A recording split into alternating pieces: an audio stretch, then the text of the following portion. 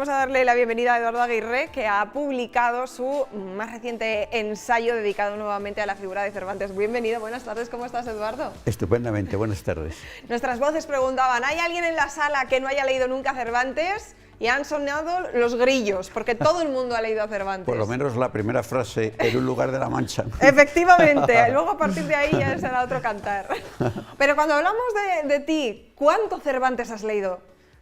Bueno, he leído todo Cervantes, que no son tantas, pero lo he leído muchas veces y sobre todo en la edad que yo creo que corresponde más bien leer a Cervantes, ¿no? Que es pues, en la madurez. Claro, porque es cierto, y ahora hablamos del ensayo que nos propones en esta ocasión, que cuando somos pequeños lo que leemos son adaptaciones, fundamentalmente. Claro, sí. Y hay muchos matices, muchas Claro. cuestiones de la escritura de este autor que se nos escapan. Efectivamente. En esto es en lo que te concentras tú desde hace ya un tiempo, ojo. Sí, desde hace años. ¿Y por qué esta motivación? ¿Por qué este amor, esta pasión? Bueno, ¿Qué te pues, pasa con Cervantes, Eduardo? Bueno, pues, tiene detrás, como ocurre con tantas profesiones y con tantas vocaciones, el amor a mi padre. Mi padre era cervantista y es una explicación muy sencilla, pero que posiblemente los médicos, los abogados, los agricultores, los comerciantes, los hosteleros puedan decir lo mismo, ¿no? Que te viene, pues eso, un poquito pues de Eso familia. es. Lo que pasa es que estaba cotillando por aquí, porque tengo en mis notas un apunte, que en la última presentación del libro que has hizo hace, nada, unos días en Madrid, te definiste como cervanocupa, Ah, bueno, que no cervantista. Bueno, soy cervantista porque tengo el honor de ser de la Asociación de Cervantistas, ¿no? De haber sido admitido, pero como digamos, soy el que menos sabe de mis amigos y colegas, por eso hago la broma de definirme de cervanocupa, como también en la entrevista a Cervantes me definía de cervanfán. Bueno, claro. Es al un final guiño. Es una manera de que entendamos, ¿no?, esa aproximación a la figura, Sí. de que por ahora, bueno, te diré que de mi círculo eres sin duda la persona que más sabe de Cervantes, pero bueno, es verdad que dentro del tuyo pues todavía seguro que hay cosas por aprender, ¿no? Sí, desde luego. Hay mucho que por sí. descubrir.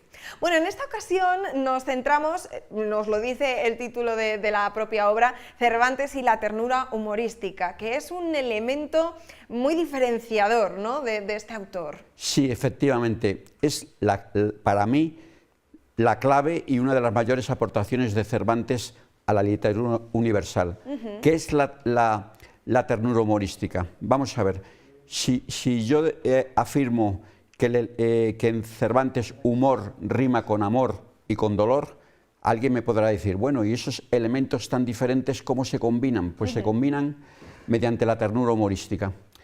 ¿Qué es la ternura humorística? La ternura humorística es la superación de la risa de la superioridad, del jajaja, jojojo, del matón del colegio, del gordo, del reírse del flaco, del feo. Entonces, hay un elemento novedoso en Cervantes, que no lo inventa Cervantes, pero sí lo cristaliza en una obra maestra, que es la ternura humorística. Y voy a poner un ejemplo de ternura humorística, y lo vamos a entender todos.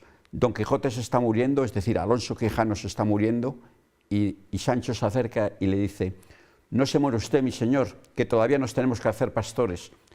Eso está, tú te has sonreído, ¿ves?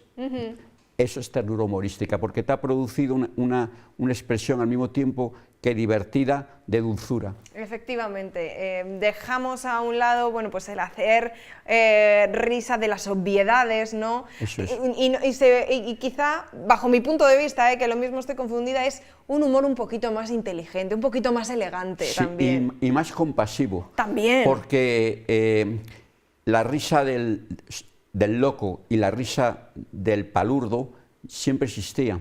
Y en el Quijote hay mucho de eso, pero añade un elemento de compasión y de bondad. Y para mí, que es una también de las tesis del libro, de un sentimiento religioso latente, si bien muy suave. Es verdad que, bueno, antes has apuntado para introducirnos en este concepto de la ternura humorística, la unión, ¿no?, de ese amor, de ese dolor. Y amor, sí. Que ya lo trataste Sí. anteriormente en otra de Sí. tus publicaciones, pero Sí. bueno, has considerado que ahora había que dedicarle una obra completa, ¿no?, a esta ternura. Sí, porque yo creo que lo mismo en diferente edad no significa lo mismo. Cuando a mí me dicen, es que Woody Allen se repite, que es un director de cine que cito mucho en este libro, digo, ya, pero es que no es lo mismo decir lo importante es amar a los 30 años que a los 40, que a los 80. Se me dirá, ya, pero la afirmación es la misma, ya, pero no significa lo mismo. Entonces, yo he querido, ya en una edad como la que tengo, más cerca de los 70 que de los 60, escribir un libro que resumiera muchas de mis intuiciones acerca del humor cervantino. Son reflexiones, ¿no?, también Sí. que extraes después de aproximarte a la obra Sí. del autor, y estamos viendo en pantalla que se compagina de alguna forma con unas ilustraciones que son maravilla pura. Sí, maravilla pura, porque quiero decir que este es un libro profundamente leonés. Es leonés ya desde la edición del libro Marciano Sonoro. Son leoneses los ilustradores, Ricardo Rand y Nicolás Martínez Roa, y luego también está la aportación no leonesa, pero sí importantísima, del Banco de Imágenes del Quijote. Pero sí, es un libro profundamente leonés. Decías ahora, sentías que era el momento de Sí. volver, ¿no?, un poco sobre Sí. tus pasos, sobre aquella cuestión que ya habías puesto sobre la mesa. Nos ponías el ejemplo ahora con uno de los cineastas, yo creo, más conocidos y Sí. reconocidos de nuestros tiempos, Sí. que han pasado muchos años entre Cervantes y Woody Allen. No sé si encontramos referencias a esta ternura de cervantina en Sí. otros ámbitos culturales, artísticos, Bueno, literarios. Quiero decir que es el camino más difícil del humor, porque es el que contiene piedad. Yo creo que la literatura española, por ejemplo, siguió más a Quevedo, que es un genio de la palabra, es un genio de la palabra escrita, pero es un humor de la crueldad, todavía es un humor de la burla, de la nariz, del linaje, del pobre, del feo, del rico. Cervantes supone una superación de eso. Y sobre todo, yo lo resumo en un concepto que creo que para mí es una de las aportaciones del libro, el término sonrilágrima. ¿Qué es la sonrilágrima? Pues mira, Cervantes cita en varias ocasiones en El Quijote y en otras obras un estado de ánimo que él define estar entre triste y alegre.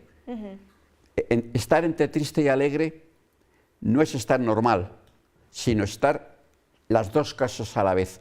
Y entonces yo he acuñado el término sonrilágrima para definir ese estado de ánimo, y creo que es una especie de melancolía, al mismo tiempo es alegre, es un estado que yo creo que muy pocos autores consiguen transmitirnos. Por cierto, Woody Allen lo consigue en sus mejores películas. Son como esas canciones que al mismo tiempo que son alegres nos producen una sensación de tristeza, o esas canciones que son tristes y sin embargo nos hacen mover el pie. Efectivamente. Eso no cabe llamarlo normalidad, sino que es las dos cosas a la vez, y eso, claro, es muy difícil. Es muy difícil de conseguir, y a través de las páginas de este libro también yo creo que nos invitas a esa reflexión de que pensemos un poco más allá cuál era la relación entre Cervantes y sus obras, entre Cervantes y sus personajes. Sí. Porque a priori da la sensación de que es muy difícil, ¿no?, de separar una cosa de la otra. Solamente se es capaz de conseguir todo esto que estamos Bueno, diciendo. es una pregunta muy interesante esa que me dices, y creo que es una de las claves, porque mira, realmente no conocemos el aspecto físico de Cervantes. El famoso retrato de Cervantes fue un gol que le metieron a la Academia, que realmente era una falsificación, no hubo voluntad de engaño, pero realmente no es Cervantes. Pero yo mantengo en el libro que eso no importa, porque el humor le autorretrata. Yo mantengo que el humor es autobiográfico, no porque gire sobre cosas que han sucedido realmente, sino porque definen cómo es, porque son chistes y gag y golpes y bromas que solo se le podían ocurrir a Cervantes. Pasa con los grandes, un gag de Forges es totalmente reconocible porque le retrata. Efectivamente, porque forman parte ya de su identidad. Entonces es difícil, ¿no? de separarlo. Entonces no importa que no tengamos su retrato, que no tengamos su fotografía, sabemos cómo es. ¿Cómo ha sido, y voy a recuperar lo que te comentaba al principio, cómo ha sido compartir estas reflexiones, bueno, pues estas páginas del libro con los cervantistas que te han acompañado en la última presentación del libro en Madrid, que volverán a hacerlo, porque todavía le queda mucho por hacer a Eduardo con la presentación de este libro? Yo puedo decir que el cervantismo a mí me ha recibido con un gran afecto y que me siento, aparte de la broma de Cervan Ocupa, muy agradecido. O sea, en Madrid, personas de la categoría personal e intelectual como filólogos de Alicia Villar y de Santiago López Navia, los cervantistas que me van a presentar en la Casa de León, Demetrio Fernández Leonés de Villaviera y Elisa, ¿no? Romero. La verdad es que yo no tengo nada más que palabras de agradecimiento hacia el cervantismo y hacia la sociedad. Felicidad plena, si se me permite decirlo. Y de hecho los cervantistas del mundo entero podrán conocer un poquito más, ¿no?, sobre esta obra, sobre este trabajo, sobre esta labor de investigación, que no deja de ser otra cosa más que eso, que te ha llevado los últimos meses, entiendo, de tu vida, algo más. Años. ¿Y eso cuándo será? ¿Para finales de año, no? Sí, para finales de... En noviembre, si la Asociación Cervantista hace un debate al mes sobre un libro, y el de noviembre va a ser sobre el mío, y son debates mediante Zoom, online, pero claro, el cervantismo está ramificado por todo el mundo, ¿no? Qué bueno. Me siento orgullosa, contenta de que después, además de tantos años, de una figura como es la de Cervantes, por ejemplo, sigamos recordándolo, sigamos teniendo, bueno, pues profesionales, ¿no?, que se intentan ponerse en la piel del propio autor, porque con lo fácil que es muchas veces mirar desde el prisma del siglo XXI, bueno, lo que hicieron por aquel entonces, ¿no?, los antiguos, bueno, pues yo creo que tenemos que sentirnos también orgullosos del legado que han dejado y ser capaces de encontrar dónde se plasma en lo contemporáneo. Que yo creo que Cervantes, el primero, pero también junto a Picasso y Lorca, son la marca España. Sí. Cervantes y Don Quijote y Sancho son figuras universales, los que nos identifica en todo el mundo. Después de la Biblia es el libro más traducido. Baste con decir eso. Y es español. Y es español, sí. Eduardo, pues muchísimas gracias por acompañarnos hoy este ratito para compartir con nosotros el trabajo de los últimos años y, bueno, pues a seguir disfrutando de Cervantes, de su literatura, de su figura y de todo lo que todavía tiene para ofrecernos. ¿Me permites decir una cosa? Por supuesto. Mandar unas palabras de afecto a mis alumnas y alumnos del taller del Quijote para los mayores. Por supuesto, pues desde aquí un abrazo enorme para todos porque son ellos. Maravillosos.